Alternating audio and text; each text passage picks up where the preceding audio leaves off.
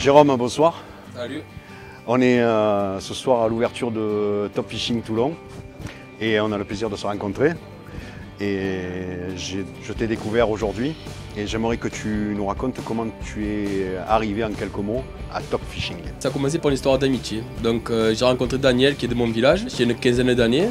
Il m'a conseillé sur des techniques et je me suis mis à la pêche, j'approfondis mes techniques de pêche grâce à lui. Et maintenant j'en ai fait mon métier. Mais Top Fishing, c'est avant tout une passion. C'est une passion, c'est une passion. C'est une passion. Ouais, ouais. Tu en as fait ton métier. Comment on fait un métier? Comment on fait? On passe des examens? On passe une formation qui est assez complexe. Il faut être prêt à partir pendant longtemps. Marseillais d'origine, j'ai migré à Saucé-les-Pins, pas très loin, à 30 km. Du coup, j'ai dû partir en Creuse, au Centre national des métiers de la pêche. En Creuse, dans le Limousin, centre de la France. C'est exceptionnel. On est d'accord, c'est exceptionnel. Et du coup, j'ai dû apprendre beaucoup de techniques de pêche en eau douce, que ce soit la pêche du sandre, du brochet, du black bass, la pêche au cou. Du coup, ça a affiné mes techniques de pêche en mer et les méthodes d'apprentissage et les connaissances des publics. Et il paraît que tu es vraiment le spécialiste de la pêche. Spécialiste de certaines pêches. De certaines pêches. Alors, voilà. c'est quoi certaines pêches? Bon, aux appâts naturels déjà que j'affectionne. Sur Marseille, c'est la pêche à la dorade, donc de père en fils déjà, c'est des techniques qui s'apprennent. À Vion, on a eu des techniques nouvelles qui sont arrivées pour la dorade aussi, notamment la moule marseillaise par exemple, ouais. Et des techniques locales et ancestrales de la pêche à la pierre. Donc, la pêche à la pierre. Pêche à la pierre. Pêche à la pierre, c'est une technique qui permet de pêcher avec un hameçon simple au bout de la ligne, sans plomb, sans fioriture autour.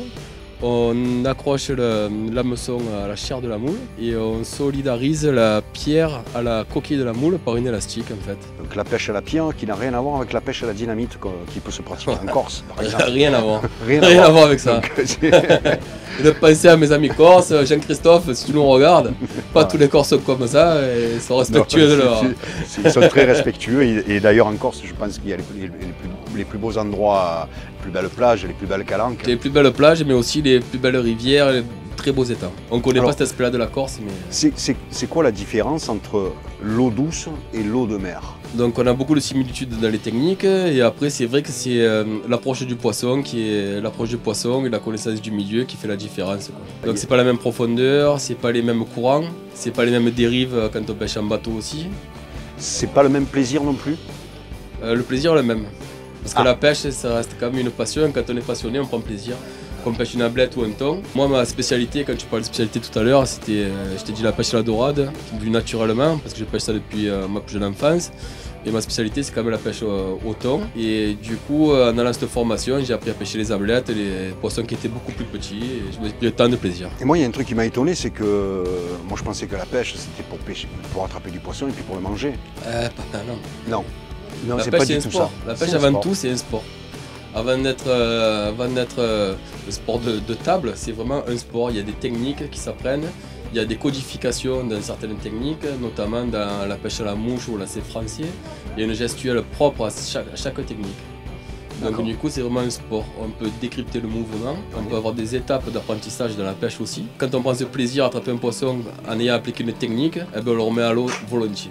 Ouais, j'ai appris ça, c'est extraordinaire. Nous c'est vrai qu'ici le poisson c'est pour le manger qu'on le prend, mais ici on arrive aussi à le prendre pour le plaisir. Quand on arrive à se focaliser sur une méthode de pêche, à arriver à l'appliquer comme on le veut, et à prendre un poisson, c'est tellement jouissif qu'on peut le remettre à l'eau avec autant de plaisir que si on le mangeait. Et aujourd'hui, je pense qu'on vit une belle journée pour l'ouverture de Top Fishing. C'était super aujourd'hui. Ouais.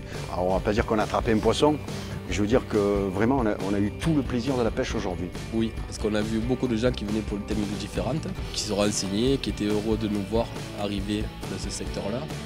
Et moi j'ai la chance de voyager par ma passion la pêche, pour ma passion et pour le travail aussi. Là, je suis parti récemment guider au Maroc et du coup je me suis rendu compte de l'impact de Top Fishing à l'étranger et des référencements qu'on peut avoir par rapport à Top Fishing, c'est 43 000 références, c'est ça? C'est ça, c'est surtout 20 ans sur la scène de la pêche que notre ami Daniel y est présent. Mais c'est plus une histoire d'homme, Top Fishing, que... C'est une histoire d'amitié, l'histoire de confiance et l'histoire de beau matériel aussi, parce que Daniel Sionini, c'est vraiment sur le top au niveau des innovations. Il a souvent une longueur d'avance sur ce qui va se faire. Et du coup, je pense que c'est pour ça que Top Fishing est apprécié dans le monde entier. Voilà, maintenant. Je me rends compte à chaque voyage. Eh ben merci. Ben, de rien, c'était un grand plaisir. Merci beaucoup. Faire.